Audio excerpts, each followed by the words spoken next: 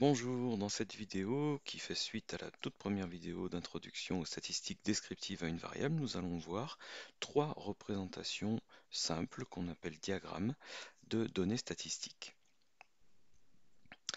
Les divers outils simples que nous allons présenter sont pour le premier, je pense, bien connus, pour les deux autres peut-être un petit peu moins. Nous allons voir en fait sur plusieurs vidéos la variété des représentations graphiques ou des schémas que l'on peut faire pour représenter différemment un tableau de données. Prenons donc un exemple qui était notre exemple numéro 1, le nombre d'employés dans une entreprise, et donc la distribution de 300 entreprises en fonction de leur nombre d'employés. On peut effectivement se poser la question si on a une variable continue, comme dans le premier tableau, ou une variable discrète dans le deuxième tableau, ce qui, pour la première représentation, ne va pas faire beaucoup de différence. Le deuxième exemple étant, comme vous le voyez, le prix du téléphone et donc le nombre de magasins en fonction du prix du téléphone portable qui a été constaté. Pour faire un diagramme circulaire, on va pouvoir représenter des secteurs angulaires, euh, tout à l'intérieur d'un disque, bien entendu, où l'angle d'ouverture de chaque secteur va être proportionnel à l'effectif qui a été rencontré. 57, 72, 63, 108. L'angle total évidemment étant égal à 360 degrés, par un jeu de proportions tout simplement, on calcule les différents angles. Alors bien sûr on ne le calcule jamais dans la pratique, c'est-à-dire que les logiciels les plus simples ou les tableurs nous proposent la création directement de ces secteurs-là.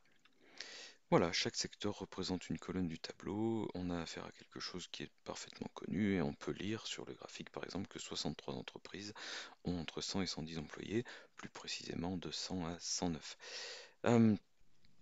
On aurait le même genre de diagramme circulaire à partir du deuxième exemple, et les nombres de magasins peuvent être éventuellement convertis en taux, 5%, 30%, 20%, encore 30 et enfin 15%. Bref, on a le même genre de représentation graphique, quel que soit le type de caractère étudié. Ce caractère aurait très bien pu être qualitatif d'ailleurs, avec les groupes sanguins des Français et donc la répartition de la population par groupe sanguin, et bien nous aurions quatre secteurs avec des angles encore une fois proportionnels au pourcentage constaté. Ce diagramme s'appelle diagramme circulaire, on l'appelle aussi parfois camembert, comme son nom l'indique. Alors, on peut aussi avoir un diagramme en étoile qui représente les choses un peu différemment. Et donc là, je vais reprendre le deuxième exemple, le prix du téléphone portable.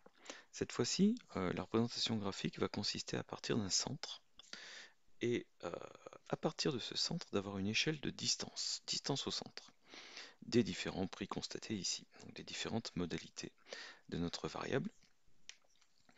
Et donc les différents prix constatés, 59 jusqu'à 75, vont être répartis uniformément autour du centre.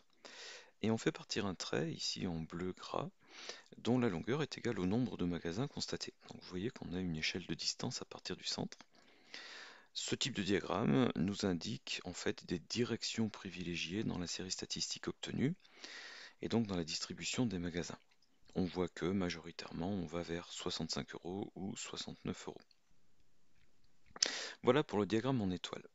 Un troisième exemple, très rapidement, ce qu'on appelle le diagramme tige-feuille, qui est peut-être le moins connu des trois, et qui est adapté à des situations relativement différentes.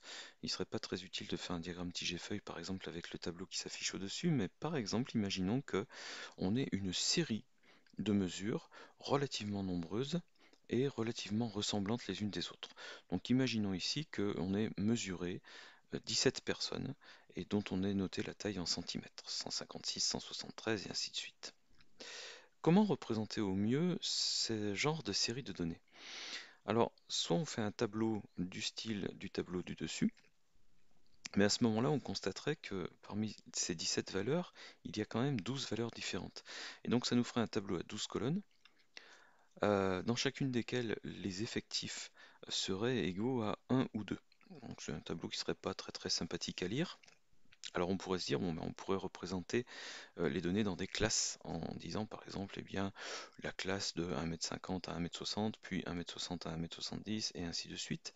Mais à ce moment-là, comme on l'a vu précédemment, répartir les individus dans des classes, c'est perdre de la précision dans l'information.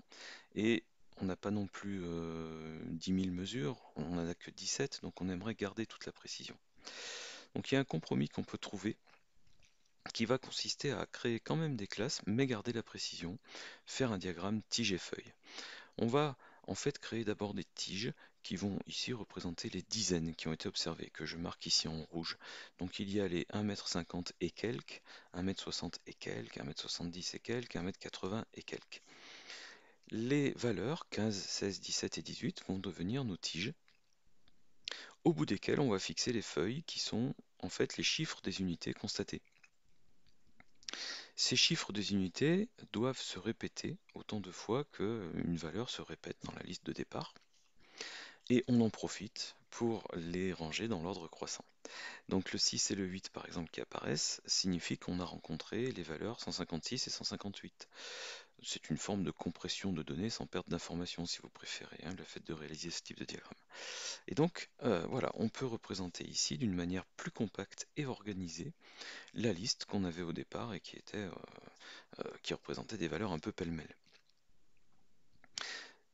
Ça peut nous permettre par exemple de voir assez rapidement que l'on peut faire un découpage de la population en deux. On a 17 mesures, donc on va prendre les 8 mesures les plus faibles, ici en bleu, les 8 mesures les plus fortes en vert, et puis on a une 17e mesure qui est entre les deux moitiés, entre guillemets, qui représente la valeur 166, donc ici en rouge, qui représente la valeur médiane de la série, la valeur centrale de toute la liste. Voilà, mais on n'est pas obligé d'aller lire une médiane lorsqu'on a un diagramme tige et feuille, on a simplement une série de données compactes, organisées et faciles à lire. Voilà pour l'instant cette série de diagrammes qui étaient des diagrammes simples, rapidement faits, rapidement construits. Dans la vidéo suivante et dans les suivantes, nous allons voir des diagrammes où on a des représentations graphiques avec des axes qui sont évidemment également très courants en statistique. Je vous donne rendez-vous pour la prochaine vidéo. À très bientôt.